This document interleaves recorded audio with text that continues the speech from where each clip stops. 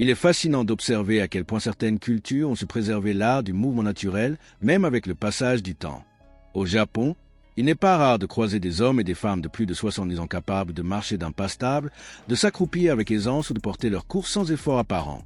Cette vitalité ne vient pas de secrets médicaux ni de routines de fitness moderne, mais de gestes simples transmis de génération en génération, des postures ancestrales qui relient le corps à la stabilité, à la concentration et à la respiration consciente. L'une des plus emblématiques est le zazen, une posture née du bouddhisme zen. On s'assoit les jambes croisées, le dos droit, la tête légèrement inclinée vers le sol, dans un état de calme absolu. Ce n'est pas seulement une position de méditation, c'est un entraînement silencieux du corps. Le zazen renforce les muscles profonds de l'abdomen, du bas du dos et du plancher pelvien. En maintenant la posture avec une respiration lente, le corps apprend à rester solide sans tension inutile, ce qui soulage les douleurs lombaires et améliore la conscience corporelle. Beaucoup découvrent, après quelques minutes de pratique, une paix intérieure rare, comme si le corps et l'esprit retrouvaient un dialogue oublié. Une autre posture fondamentale, inspirée des arts martiaux traditionnels, est le kibadashi, souvent appelé position du cavalier. Les pieds bien écartés, les genoux pliés, le tronc droit. Elle évoque la posture de quelqu'un prêt à monter un cheval invisible. Cette base solide sollicite les cuisses, les fessiers et les abdominaux, tout en renforçant la stabilité latérale. Un atout essentiel pour prévenir les chutes à mesure que l'on avance en âge.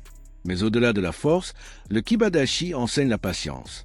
Rester dans cette position quelques instants suffit à réveiller une chaleur musculaire profonde, comme si les jambes se souvenaient qu'elles ont été faites pour soutenir la vie, et pas seulement pour marcher. Puis vient le neko ashidat, ou posture du chat. Inspirée de l'élégance féline, elle invite à concentrer le poids du corps sur la jambe arrière, tandis que la jambe avant frôle le sol, légère, prête à bondir. Ce déséquilibre contrôlé active les chevilles, renforce la plante des pieds et améliore l'équilibre. Avec la pratique, la coordination entre le tronc et les jambes devient plus fine, plus précise. C'est une forme d'éducation subtile du mouvement, une danse silencieuse entre stabilité et légèreté. Ceux qui la pratiquent régulièrement sentent leur confiance grandir. Le corps devient plus réactif, plus intelligent, capable de prévenir les chutes avant même qu'elles ne surviennent. Ces postures ne demandent ni équipement coûteux ni installation sophistiquée. Elles exigent seulement une chose, la présence.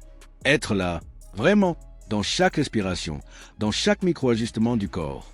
Parce que c'est dans cette attention tranquille que réside le vrai secret de la vitalité japonaise. Une autre position remarquable dans cette tradition du mouvement conscient est le shikodashi, hérité du sumo, un art vieux de plus d'un millénaire. Cette posture, apparemment simple, consiste à écarter largement les jambes, tourner les pieds légèrement vers l'extérieur et plier les genoux comme si l'on s'asseyait sur une chaise invisible. Très vite, on ressent le feu dans les cuisses et les fessiers, mais aussi une étrange stabilité, une racine intérieure qui relie le corps au sol. Le shikodashi renforce la musculature du bas du corps, étire les hanches, améliore la souplesse de l'aine et affine la coordination entre puissance et équilibre. Pratiquée régulièrement, elle transforme la manière dont on accomplit les gestes quotidiens. Se pencher, soulever, monter des escaliers, tout devient plus fluide, plus maîtrisé, presque naturel. À côté de cette base puissante, il existe une pratique plus douce mais tout aussi essentielle, le seiza. C'est la manière traditionnelle japonaise de s'asseoir, les jambes repliées sous le corps, les fesses posées sur les talons. À première vue, cela semble paisible, presque immobile. Pourtant, cette posture est un travail silencieux et profond. Elle stimule les muscles des cuisses, renforce les chevilles et les mollets et aligne la colonne vertébrale avec une précision millimétrée. Rester en seiza quelques minutes par jour améliore la circulation des jambes, développe la flexibilité des genoux et redonne au corps une élégance posturale oubliée. Au début, certains ressentent de l'inconfort, mais cet inconfort est une invitation à la patience, à écouter le corps et à respecter son rythme. L'utilisation d'un petit coussin sous les hanches peut faciliter la progression, et petit à petit, le corps s'adapte, s'ouvre, s'équilibre.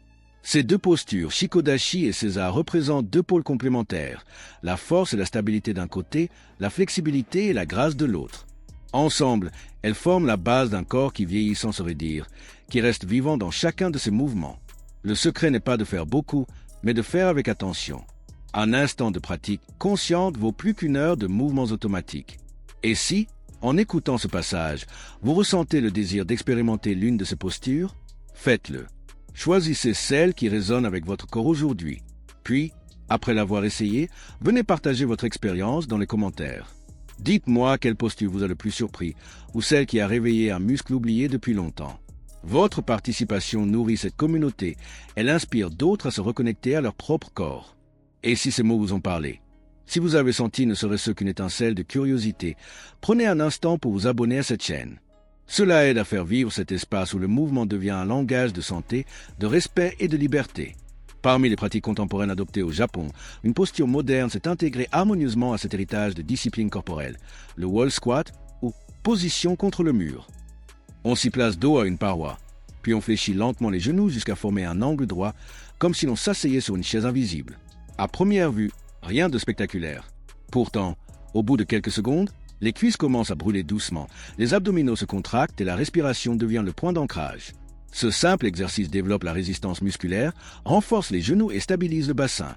Pour aller plus loin, certains glissent une balle molle entre les genoux, intensifiant ainsi le travail de l'intérieur des cuisses et améliorant l'alignement global des jambes. Le wall squat enseigne la persévérance tranquille. Il ne s'agit pas de lutter, mais de respirer dans l'effort, de sentir le corps trouver son équilibre entre tension et relâchement. Au fil des jours, on remarque que les montées d'escalier deviennent moins pénibles, que les articulations semblent plus solides, que le corps répond mieux à chaque geste. C'est un entraînement de la stabilité, mais aussi une école de présence. Être pleinement conscient du moment où l'on tremble, où l'on résiste, où l'on se redresse. Cette idée de constance, les Japonais l'appliquent à toutes les postures. Ce n'est pas l'intensité d'un jour qui change un corps, mais la fidélité d'une pratique. Un peu aujourd'hui, un peu demain, quelques minutes chaque matin, voilà le secret. La régularité construit la transformation, tout comme l'eau polit la pierre, lentement mais sûrement. Avec le temps, les articulations gagnent en souplesse, le dos s'allonge, la respiration s'apaise. Le corps retrouve son intelligence naturelle, celle qui sait s'ajuster sans forcer. Ce qui est merveilleux dans ces exercices, c'est qu'ils ne demandent rien d'autre qu'une décision, celle de s'accorder quelques minutes par jour. Pas besoin d'une salle, pas besoin d'un équipement. Juste un espace calme, un souffle régulier et une intention sincère. Ces postures deviennent alors des méditations en mouvement, une manière d'écouter ce que le corps raconte. Car le corps parle toujours par les tensions, les équilibres, les tremblements subtils. En les observant, on apprend à se connaître d'une façon que les mots ne peuvent décrire.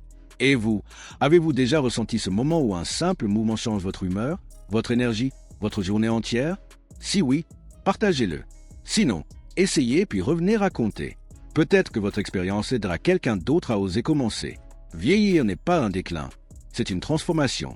Dans la culture japonaise, cette idée est profondément enracinée.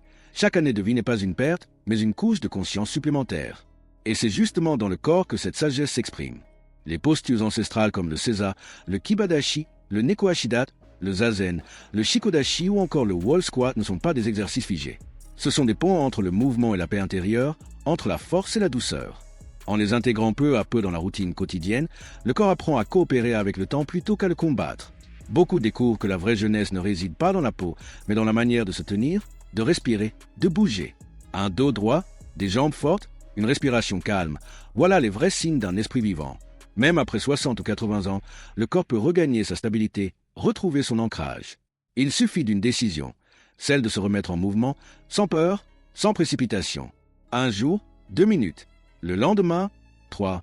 Et soudain, sans qu'on s'en rende compte, le corps s'éveille, les muscles répondent, les articulations se délient.